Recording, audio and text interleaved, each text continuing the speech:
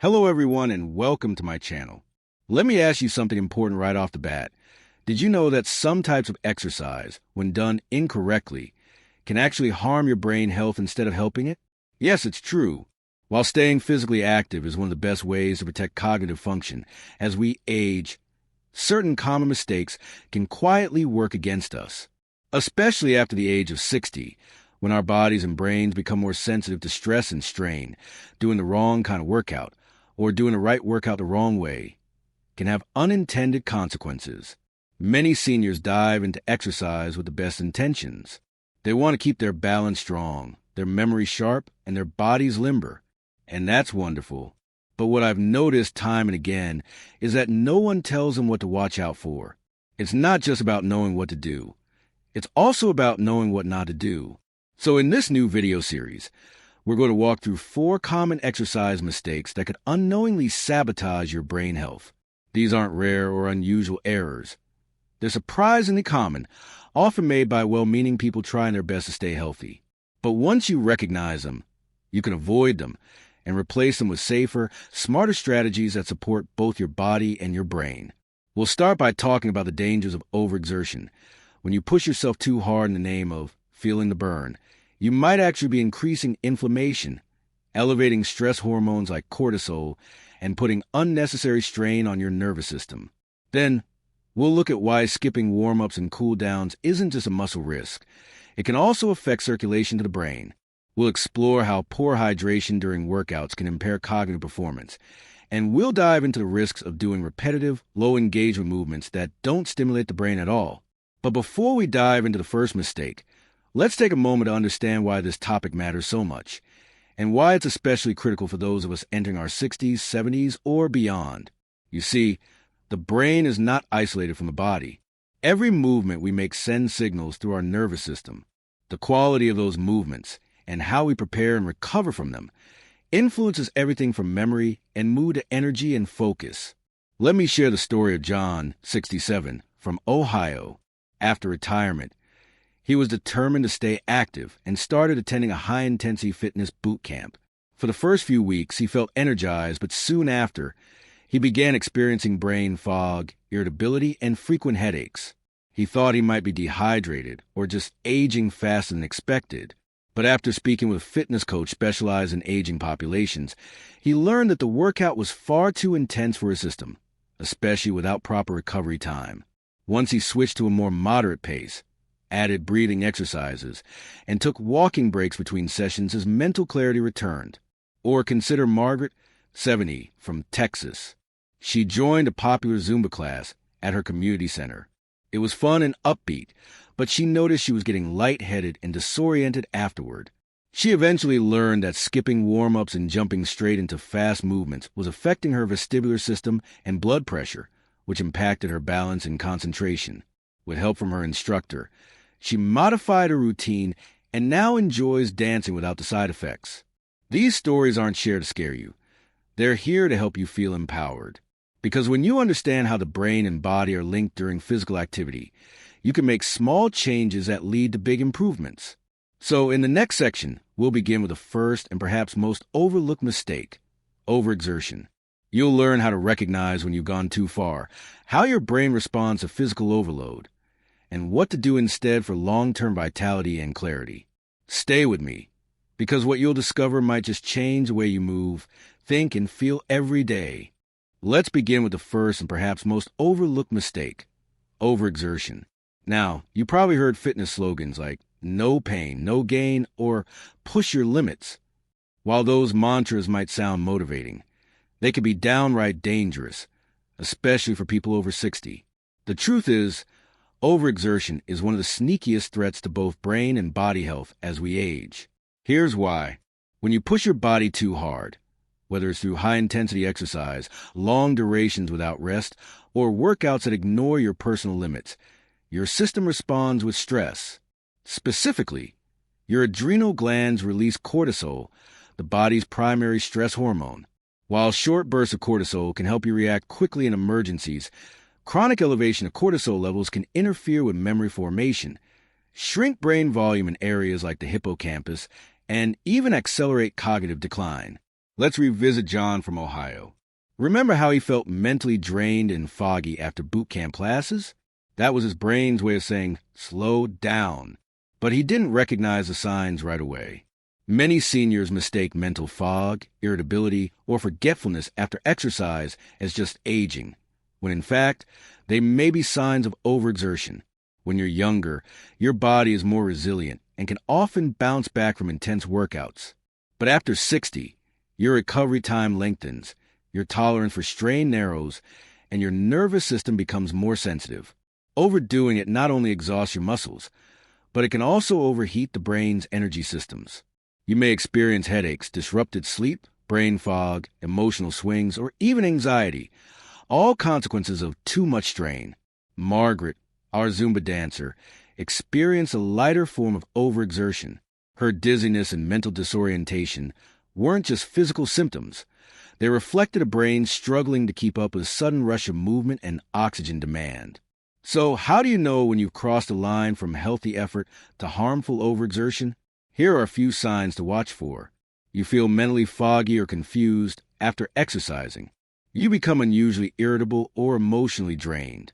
You experience headaches or difficulty sleeping post-workout. Your recovery takes more than a day or two. You feel anxious or agitated rather than calm after your session. If you notice any of these patterns, it may be time to reassess your routine. Now, this doesn't mean you have to give up challenging workouts. The key is moderation, mindfulness, and listening to your body. Here are a few safe alternatives and adjustments you can make. Shift to interval-based exercise. Instead of 45 minutes of nonstop movement, try 5 to 10 minutes of activity, followed by 1 to 2 minutes of rest. This pacing allows your body and brain to recover and recalibrate. Incorporate mindful movement. Yoga, Tai Chi, and Pilates aren't just gentle on joints. They promote brain-body connection, reduce cortisol, and improve mental focus. Use a perceived exertion scale. Rate your effort from 1 to 10. Aim to stay around a 5 or 6. Moderate challenge without feeling breathless or panicked. Honor recovery time. Plan rest days. Get enough sleep. Stretch or walk gently instead of powering through soreness. Track how you feel, not just physically, but mentally. Keep a journal where you rate your post-exercise mood, energy, and clarity. This can help you spot patterns and make informed adjustments. Let me share one more example. David, 73, from California, used to jog every morning for 40 minutes. After a few months, he began to feel fatigued and had trouble recalling recent conversations. His doctor didn't find anything medically wrong, but suggested he switch to brisk walking and light resistance bands. Within weeks, David noticed he was sleeping better and felt sharper during the day. The lesson here is powerful. More isn't always better. Smart, balanced movement tailored to your body's current needs is far more effective than pushing for intensity. By adjusting your expectations and learning to listen to your body's feedback, you support your brain's health for the long haul. In the next section, we'll explore the second common mistake, skipping warm-ups and cool-downs. You might think they're just for your muscles, but they're just as important for your brain. Stay with me. Let's now explore the second common mistake that can quietly impact brain health in seniors, skipping warm-ups and cool-downs. It might sound like a minor detail. After all, most people think of warm-ups as optional stretches and cool-downs as something you do only if you have extra time. But skipping these steps, especially as we age, can directly affect how your brain functions during and after exercise. Think of your brain like a passenger in a car. If you slam the gas pedal without starting gently, and then suddenly hit the brakes without slowing down gradually, the ride becomes rough and disorienting. That's essentially what happens when we jump into a workout without preparing our bodies, and more importantly, our nervous systems for the physical demands ahead. When you warm up, you're not just loosening your muscles. You're increasing blood flow to the brain, gently activating your cardiovascular and respiratory systems, and allowing your nervous system to prepare for higher levels of movement and coordination. This process boosts mental clarity, enhances focus, and reduces the risk of dizziness, fatigue, or even sudden drops in blood pressure. And then there's the cool down. After exercising, your body needs time to gradually shift back into a resting state. If you abruptly stop, blood can pool in the lower limbs, reducing circulation to the brain. That's why some people feel lightheaded or foggy after they finish working out. A slow cool down with stretching or gentle walking allows the brain to return to a calm, regulated state. Let me tell you about Sheila, 66, from Florida. She began attending water aerobics classes at her local center. The classes were great, but she often left feeling foggy and disoriented. After speaking with her instructor, she realized she was arriving late and skipping the first 10 minutes of warm-up, and then rushing out before the session ended. Once she started arriving early and staying through the entire cool down, she noticed a huge improvement in how she felt afterward. Or consider Jerry, 71, from Minnesota. He was active and did strength training 3 times a week, but never stretched or cooled down. Over time, he began experiencing sleep issues and occasional tension headaches. His doctor suggested he experiment with a 5-minute cool down and breathing practice after workouts. The results? Better sleep, fewer headaches, and a feeling of emotional calm he hadn't experienced before. Here are a few key tips to warm up and cool down effectively, not just for your body, but for your brain. 1. Start with rhythmic movement. Before any workout, spend 5 to 10 minutes doing gentle activity like marching in place, shoulder rolls, or arm swings. Keep it light, smooth, and steady. 2. Add breath work. Deep, controlled breathing during your warm-up increases oxygen delivery to your brain, helping you focus and feel centered. 3. Stretch with awareness. After your workout, incorporate slow, mindful stretching. Focus not only on your muscles, but on your breath and how your body feels. 4. Try guided cool-downs. Apps or videos designed for seniors often include relaxing cool-down routines that incorporate balanced posture and deep breathing. 5. Use music. Soft music during your cool-down can enhance relaxation and emotional recovery, another plus for brain wellness. Incorporating these steps doesn't have to take long. Just 5 to 10 minutes before and after your workout can make a dramatic difference in how your brain feels and functions throughout the day. It can improve alertness, reduce stress hormones, and support more stable mood and memory. In the next section, we'll explore a surprising factor that many people don't connect with brain performance: hydration. We'll look at why staying hydrated during workouts matters so much more than most people think, and how dehydration, even mild, can cloud your thinking and drain your mental energy. Stay with me. Let's now turn to the third common mistake that can negatively impact brain health during exercise: not drinking enough water. It might sound too simple to matter, but hydration plays a much bigger role in cognitive function than most people realize, especially for older adults. You see, our brains are made up of nearly 75% water. Even slight dehydration, just a 1 to 2% drop in body water, can begin to affect brain performance. That means slower reaction times, difficulty concentrating, reduced coordination, and even short-term memory problems. And during exercise, when we sweat and lose fluids, the risk of becoming dehydrated increases quickly. After the age of 60, the body's thirst signal becomes weaker. Seniors often don't feel thirsty until they're already mildly dehydrated. Combine that with a workout, even a gentle one, and the brain may start to feel the effects before the body fully realizes what's going on. Let's look at an example. Carol, 68, from Arizona, joined a chair yoga class at her community center. It was indoors and low intensity, so she didn't think much about hydration. But after a few weeks, she began experiencing midday fatigue and mental cloudiness after class. Her instructor suggested she start bringing a water bottle and taking small sips before, during, and after the session. The change was almost immediate. Carol found her energy lasted longer. Her thoughts felt clearer, and her mood stayed more balanced throughout the day. Or take Robert, 72, from Georgia. He walked each morning with a neighborhood group, but didn't like carrying water. On warmer days, he often felt dizzy or sluggish by the end of his walk, and sometimes he'd forget where he left his keys afterward. When his doctor asked about hydration, Robert admitted he hadn't considered it. After making water a priority, drinking a full glass before walking and carrying a light bottle, those symptoms nearly disappeared. So how exactly does hydration affect brain function during and after exercise? When you're dehydrated, blood volume decreases, making it harder for the heart to pump oxygen-rich blood to your brain. The brain becomes less efficient, and this often results in mental fatigue, slower processing, and even irritability. Electrolyte imbalance from fluid loss can also affect nerve communication, further disrupting focus and mood. Here are a few simple hydration tips to keep your brain sharp during workouts. 1. Drink before you feel thirsty. Sip water 30 minutes before you exercise. Don't wait until your mouth feels dry. 2. Bring water to every workout. Even short sessions can cause fluid loss. Keep a bottle nearby and take small sips regularly. 3. Choose hydrating snacks. Water-rich foods like cucumbers, oranges, or watermelon can also support hydration. 4. Be mindful of medications.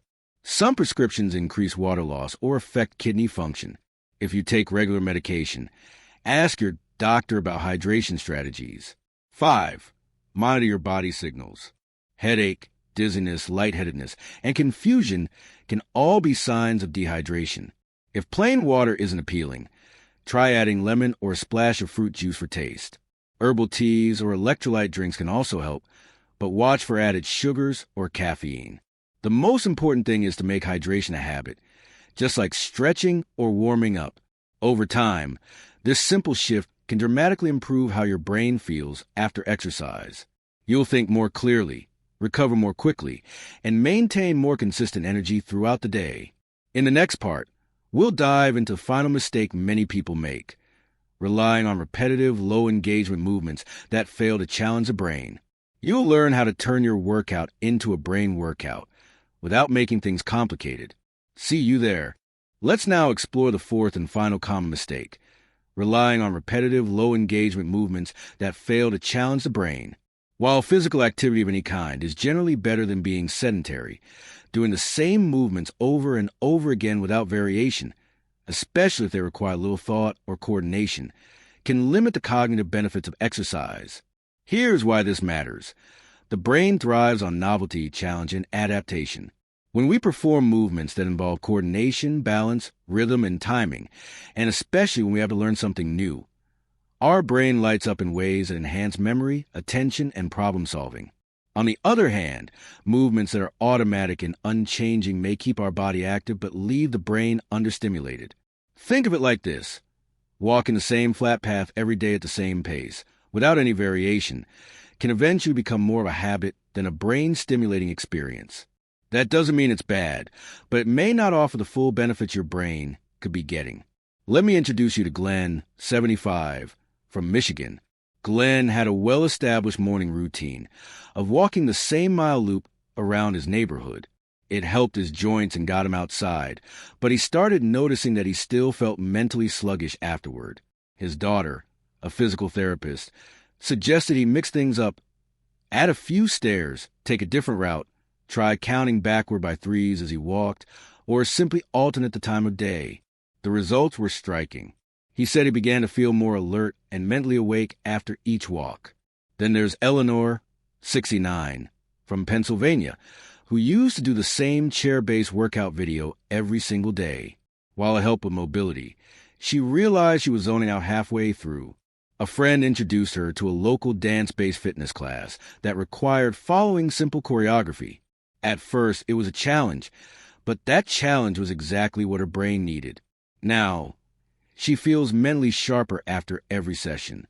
So what kinds of movements stimulate the brain while also helping the body? 1. Activities that involve learning new patterns. Dancing, tai chi, or even basic step aerobics require memory, timing, and coordination. 2. Exercises that involve cross-body motion. Movements that cross the midline, like touching your right elbow to your left knee, activate communication between both hemispheres of the brain. 3. Workouts that include decision-making. Classes that include call and response moves or games that require reacting quickly to cues keep the brain nimble. 4. Balance training. Standing on one foot, walking heel to toe, or using a balance pad adds just enough challenge to keep your focus sharp. 5. Adding simple mental tasks to movement. Try counting backward, naming animals alphabetically, or reciting a favorite poem while walking or stretching. It's like brain training on the move. You don't need to turn every workout into a puzzle, but sprinkling in a little novelty and complexity goes a long way. Not only does this approach improve neuroplasticity, the brain's ability to grow and adapt, but also makes your routines more enjoyable and less likely to feel like a chore. And remember, the brain-body connection goes both ways. When your brain is engaged, your body moves more efficiently. When your body moves with purpose, your brain receives signals of vitality and resilience. So if your current routine feels automatic or uninspired, consider adding just one small challenge this week. Try a new movement, join a group class, or simply switch up the environment. Your brain will thank you for the stimulation. In the final part, we'll bring all 4 mistakes together into a gentle, empowering summary, along with a few final tips to help you exercise in a way that strengthens both your body and your mind. Don't miss it. Let's now explore the 4th and final common mistake: relying on repetitive, low-engagement movements that fail to challenge the brain. While physical activity of any kind is generally better than being sedentary, doing the same movements over and over again without variation, especially if they require little thought or coordination, can limit the cognitive benefits of exercise. Here's why this matters. The brain thrives on novelty, challenge, and adaptation. When we perform movements that involve coordination, balance, rhythm, and timing, and especially when we have to learn something new, our brain lights up in ways that enhance memory, attention, and problem solving. On the other hand, movements that are automatic and unchanging may keep our body active but leave the brain understimulated. Think of it like this: walking the same flat path every day at the same pace, without any variation, can eventually become more of a habit than a brain-stimulating experience. That doesn't mean it's bad, but it may not offer the full benefits your brain could be getting. Let me introduce you to Glenn, 75, from Michigan.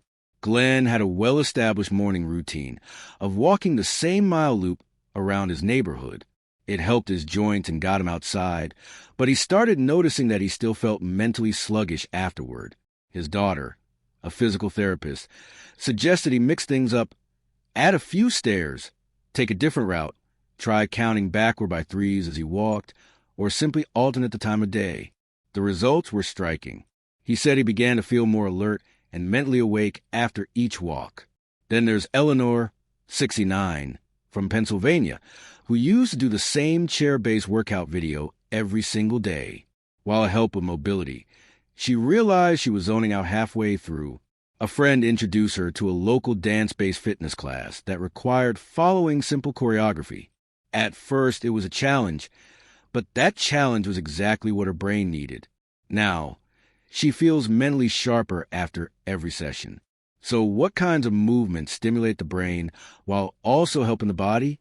1. Activities that involve learning new patterns.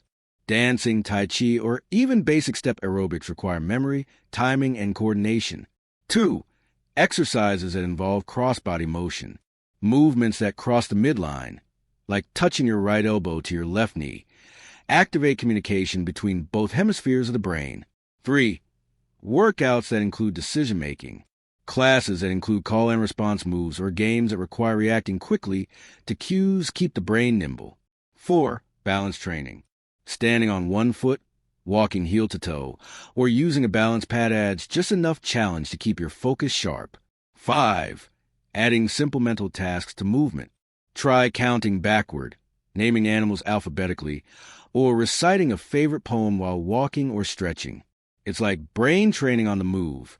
You don't need to turn every workout into a puzzle, but sprinkling in a little novelty and complexity goes a long way.